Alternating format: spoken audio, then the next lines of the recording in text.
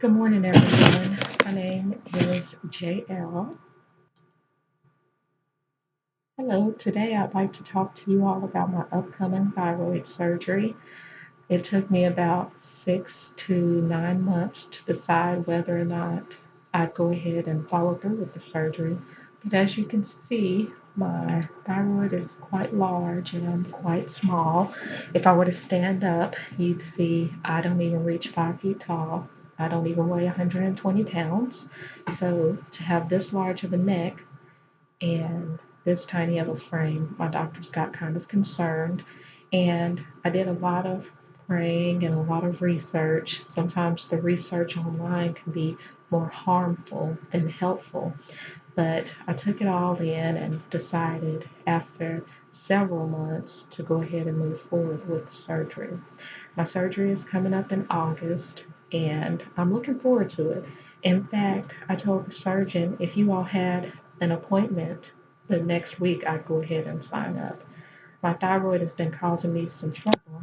If you can hear, I actually made a big gasp like that. I used to work out all the time and be a little bit more active than I am now. In fact, I kind of prided myself on being in really good shape. And the past year or so, I've not even had the energy to work out. Now, I know that's an excuse, and this people will say, hey, you can always make time for that. But I was literally feeling pretty exhausted, so much so to where I didn't even want to get out of bed. I choose sleep over working out, and that's really unlike me. So I decided something's going on. I know me, and I know that I usually have a drive, and I just didn't like that feeling. Also, I've been struggling tremendously with headaches, particularly migraines, which, if you have a true migraine, you know that it's more than just a headache.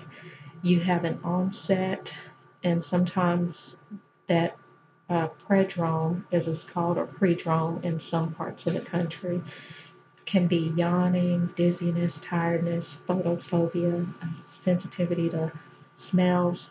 Several different things can trigger a migraine. For some people, it's food. I have recently discovered that one of my triggers is barometric pressure. And living in the Midwest, well, you feel kind of defeated during the spring because the weather systems move in rather rapidly and it can change really quick. Also, you just kind of have to journal or put an app on your phone. That's always something to consider doing. And when you go to see your primary care physician, your neurologist, or your endocrinologist, or whomever is helping you manage your issues, then you'll be able to have a more detailed list of descriptions, times, whereabouts, what was helpful, what gave relief, what didn't give relief. And it also shows that you value yourself as an individual. So I recommend the migraine apps that's out there. I'm not a sponsor to any of them, but I personally like one called Migraine Buddy. And then there's a headache log. Those are very helpful. Now, I've had a couple of physicians tell me that my thyroid situation here is not a co-contributor or comorbidity to what I've been experiencing lately, but I actually differ. I can tell that my neck has gotten quite enlarged since I was initially warned sometime last year about the multi-nodules, goiter, or whatever you like to refer to it as. Some people call them cysts, some people just call them goiters, and like I said, multinodular growths. But whatever they are, I've noticed an increase in migraine activity. And that's one of the reasons I went ahead and got on board with having surgery because from my lab work, they actually said my thyroid was functioning properly. But based off the way I feel and medical descriptions, I feel hypothyroid, which is low thyroid, which gives you no energy and you just feel like a zombie at times. But I have a very high standard for myself, and I also like to be involved with my family with any work projects I have going on. I like to be a good wife and mother. So having low energy was not really conductive to my lifestyle and how I'd like to live. So, with that being said, I'm going to go ahead and move forward with the surgery. I did a lot of weighing pros and cons as far as I'm really not looking forward to having a scar across the front of my neck, but I figure I have lots of jokes for that. So when someone looks and stares, I'm just going to tell them, hey, a guy, he tried to slash my neck and, he almost got it all the way severed. But no, just kidding. I do like to haggle with people and make fun with people, but, you know, why not smile and make light of things? But I figure if this could possibly help me in my situation, then I'm willing to move forward with it. I do understand that I'll be on thyroid medication for the rest of my life daily. That was one of the biggest obstacles for me to wrap my head around. I thought, well, what if they change the medicine? What if they can't find one that's right for me? Always, what if, and what if? And I decided one day, what if it actually works? What if it's actually helpful? What if this is what I needed to move forward with?